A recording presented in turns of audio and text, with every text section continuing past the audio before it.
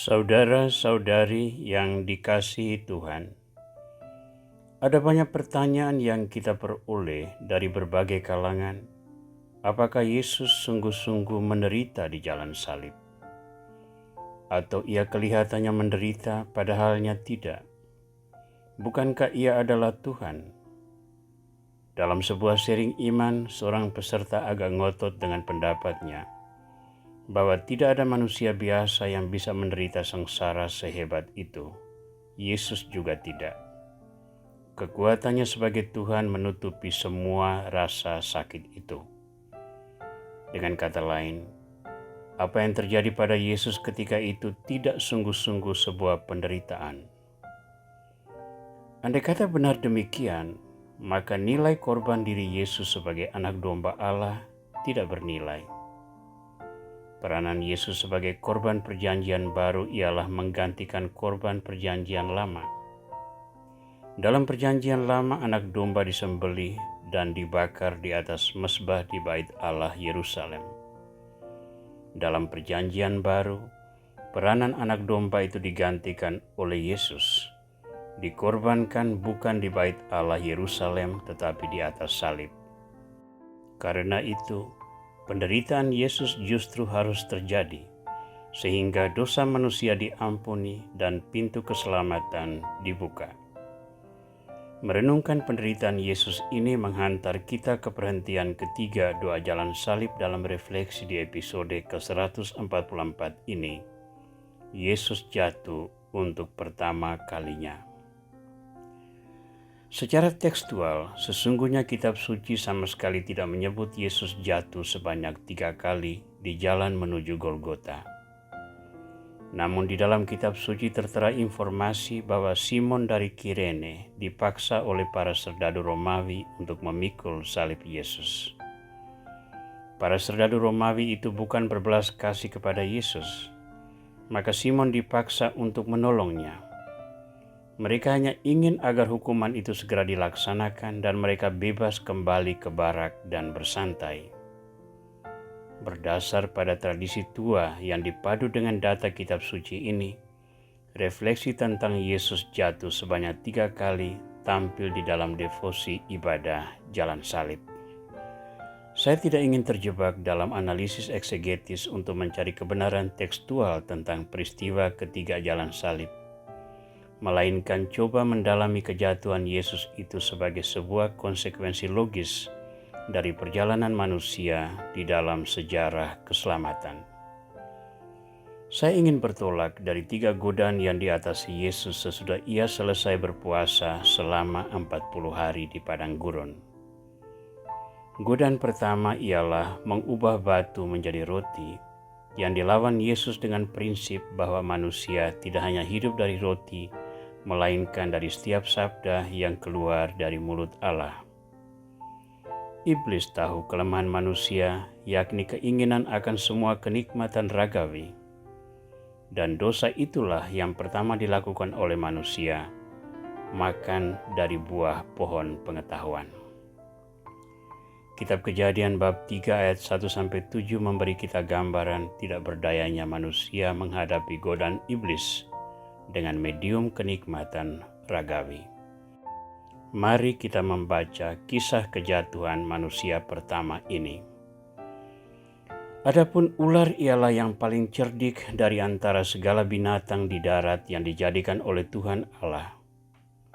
Ular itu berkata kepada perempuan itu, "Tentulah Allah berfirman, semua pohon dalam taman ini jangan kamu makan buahnya, bukan?" Lalu sahut perempuan itu kepada ular, "Buah pohon-pohonan di dalam taman ini boleh kami makan, tetapi tentang buah pohon yang ada di tengah-tengah taman, Allah berfirman, jangan kamu makan ataupun rabah buah itu, nanti kamu mati."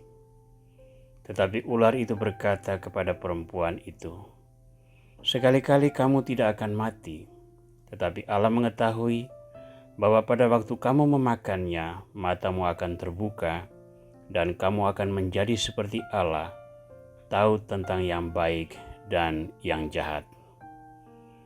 Perempuan itu melihat bahwa buah pohon itu baik untuk dimakan dan sedap kelihatannya. Lagi pula pohon itu menarik hati karena memberi pengertian. Lalu ia mengambil dari buahnya dan dimakannya, dan diberikannya juga kepada suaminya yang bersama-sama dengan dia, dan suaminya pun memakannya. Maka terbukalah mata mereka berdua dan mereka tahu bahwa mereka telanjang. Lalu mereka menyembat daun pohon ara dan membuat cawat. Saudara, sesungguhnya kejatuhan manusia pertama ini adalah titik awal jatuhnya Yesus di jalan salib menuju Golgota. Jika Adam dan Hawa tidak jatuh ke dalam dosa, maka manusia tetap hidup dalam sukacita Taman Eden.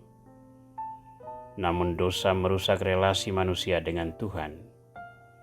Cara manusia menilai dirinya berubah. Jika sebelumnya mereka tidak merasa risih bertelanjang, sesudah dosa mereka merasa malu lalu membuat cawat. Itu berarti dosa sudah merusak persepsi murni hati nurani tentang diri mereka sendiri. Tidak hanya itu, persepsi mereka tentang Tuhan juga berubah, sehingga ketika mendengar langkah Tuhan mencari mereka, mereka segera bersembunyi dari hadapan Tuhan. Ketika Yesus memanggul salib ke Golgota, ia memikul dosa-dosa kita di pundaknya. Praktik silih dosa orang Israel biasa dilakukan dengan mempersembahkan 2 ekor kambing jantan di samping korban lain berupa lembu dan domba. 1 kambing jantan itu disembelih, sedangkan yang seekor lagi dilepaskan di padang gurun untuk membawa serta dosa-dosa orang Israel. Demikian perintah Tuhan kepada Harun yang tertera di dalam kitab Imamat bab 16. Praktek tersebut disatukan oleh Yesus dalam korban salibnya. Ia mencurahkan darahnya sendiri untuk menjadi korban pengampunan dosa, dan ia memikul dosa-dosa manusia sehingga hukuman bagi manusia itu tidak terjadi. Nabi Yesaya telah menubuatkan hal tersebut dalam kitab Yesaya bab 53 ayat 3-5. Ia dihina dan dihindari orang, seorang yang penuh kesengsaraan dan yang biasa menderita kesakitan. Ia sangat dihina sehingga orang menutup mukanya terhadap dia, dan bagi kita pun dia tidak masuk hitungan.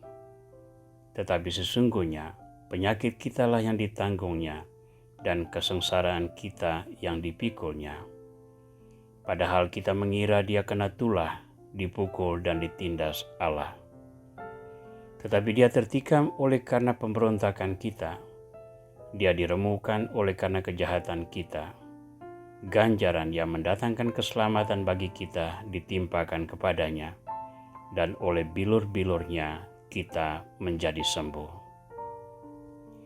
Saudara, bersama Yesus yang jatuh di himpit salib, kita memandang runtuhnya martabat manusia di depan kita. Dosa merusak persepsi kita tentang kemurnian martabat manusia.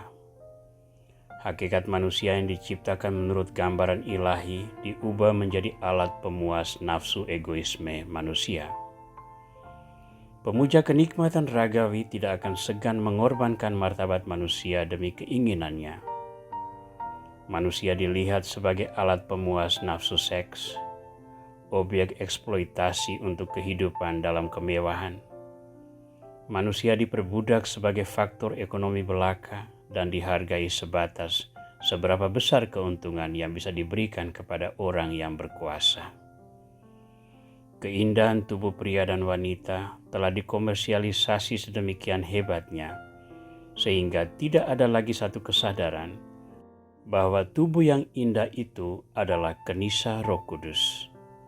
Sebagai manusia, kita berhak menikmati hasil-hasil karya kita, tetapi tidak dimaksudkan untuk menciptakan ketimpangan sosial ketika kita tidak berminat menolong sesama yang berkekurangan. Bagi saya, setiap dosa melawan kemanusiaan adalah beban baru yang diletakkan di atas pundak Yesus, yang membuat Yesus kembali jatuh di bawah himpitan salib. Mari bersolider dengan Yesus yang menderita di dalam diri sesama, yang merindukan pertolongan kita. Tuhan Yesus Kristus, kami yang berdosa tetapi Engkau yang menanggung hukumannya. Semoga kami tidak memperberat beban yang harus Kau tanggung. Sebaliknya, kiranya kami selalu berusaha meringankannya dengan bertobat dan dengan menolong sesama kami, agar langkah kami pun lebih ringan untuk mengikuti Engkau. Amin.